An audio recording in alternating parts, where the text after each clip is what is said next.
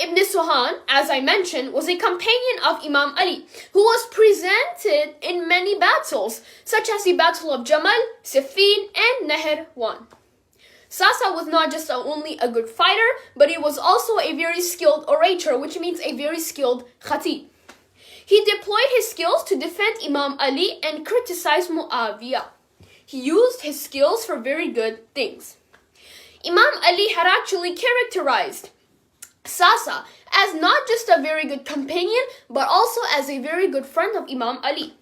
Imam al-Sadiq alayhi salam referred to him as one of the only few people who rightfully knew Imam Ali, which means he was one of the few that knew that Imam Ali was the real successor and Khalifa after the Prophet.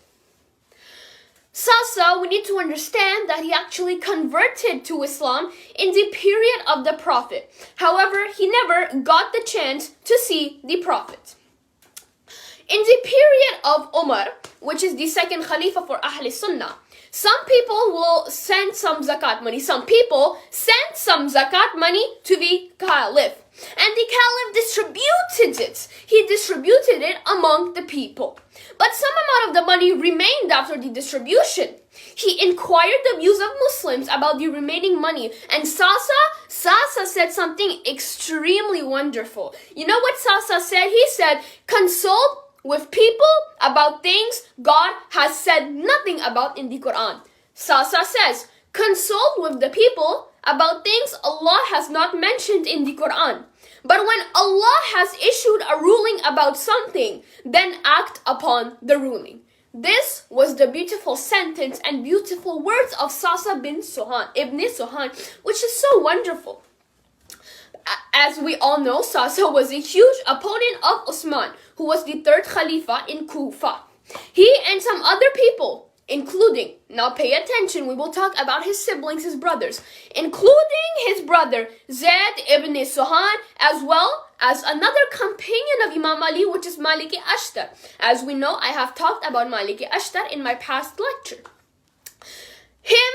Sasa Ibn Sohan, Zayd ibn Sohan, and Maliki Ashtar were all banished and sent to Syria by who? By the Khalifa's command. A critical conversation between him and Usman is actually available in historical sources. So if some of my Azadar would like to know more about this conversation, we can go type it on Google and go on historical sources, because over there it shows the conversation and it is known as a very critical conversation. But as I said, Sasa was present in many battles that took place in the period of Imam Ali. He was present in the battles that took place during Imam Ali alayhi salam's government. In the battle of Jamal, listen carefully. In the battle of Jamal, his brother, which was Sohan, was the flag holder of Abdul Qais tribe. His brother Sohan was the flag holder of Abdul Qais tribe. But after Sohan's martyrdom, his second brother, which was Zayd, became the flag holder of the tribe. But after Zayd's martyrdom as well, Sasa himself became the flag holder of the tribe. These three brothers were all the flag holders of their tribes. This was related to the battle of Jamal, but now let's talk about the battle of Siffin. In the battle of Siffin, as I have said, Sasa was the commander of Abdul Qais tribe. This was their tribe. And it may be a little complicated. A tribe means kabila. For those who don't know, a kabila is a tribe. Prior to the commence of the war, Muawiyah's army actually gained dominion over water. Before the war started, Muawiyah's army took control of the water and blocked Imam Ali's army to be able to reach it, to be able to have access to it. Then Imam Ali decided to send nobody but Sasa to Muawiyah for negotiations. This is how much Imam Ali trusted Sasa Ibn Sohan. We need to understand that before the battle of Nahrawan, Imam Ali sent Sasa to Khawarij for negotiations and advice. In these talks, he emphasized the followings of Imam Ali. His talks with Khawarij appears in a book by Sheikh al-Mufid. Who is Sheikh al-Mufid? We talked about Sheikh al-Mufid in my first ever Tuesday night lectures, which everyone can go and view. We talked about Sheikh al-Mufid and why he is so important for Shia Muslims. But anyways, let's continue the lecture. Sasa was actually present in the battle of Imam Ali. Sasa was present in many battles of Imam Ali, and Sasa was present in the burial of Imam Ali, which means Sasa was always there for Imam Ali. He was a great companion who was always there for Imam Ali, battles, and even in the burial of Imam Ali, Sasa was present. After the burial, Sasa went to the Imam's grave. And while he was throwing soil on his head and sobbing, he described Imam Ali's virtues and asked God to make him a friend of Imam Ali and help him to remain on the correct path. This shows how much love and how much he cared for Imam Ali. He was so sad that Imam Ali had murdered, but he asked Allah, make me close to Ali and help me stay on the right path. Sasa Ibn Sohan referred to Imam Ali as the adornment of caliphate, believing that Imam Ali gave value to the position of khilafat, and the khilafat needed Imam Ali more than Imam Ali needed khilafat. What does this mean? Sasa is saying khilafat needs Imam Ali more than Imam Ali needs khilafat. This is how important Imam Ali was for the khilafat, and this is how important Imam Ali is for the khilafat, because the khilafat needs Moula Ali more than Moula Ali needs the khilafat.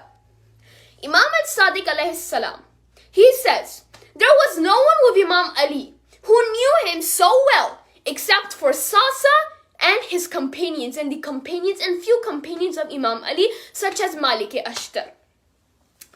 As I mentioned, Sasa was an extremely skillful orator. What's an orator? An orator is a khatib. He was an extreme skilled khatib. In sources of history and hadith, he is described as an eloquent person, a person with knowledge. Imam Ali, as I said, characterized Sasa as al-Khatib al-Shahinshah, which means the skillful orator.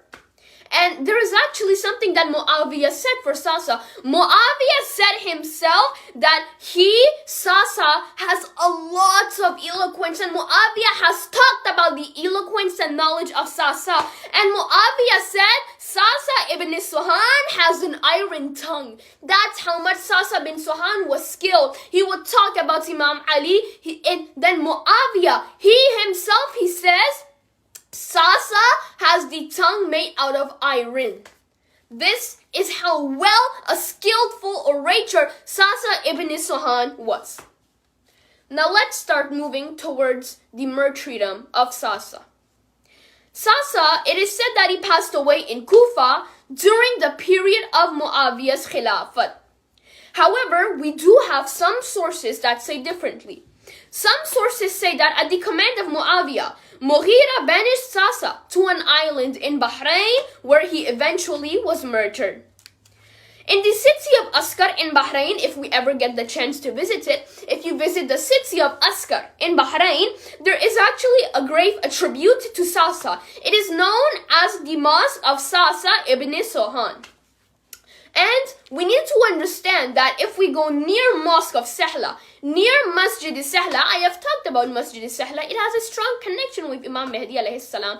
Allahumma salli ala Muhammadin wa Muhammad. It is said that if you go near Masjid Sahla in Kufa, this is in Kufa, Masjid Sahla is in Kufa. So if you go to Masjid Sahla located in Kufa, there is a mosque known as the Mosque of Sasa, which was the place of worship of Sasa Ibn Sohan.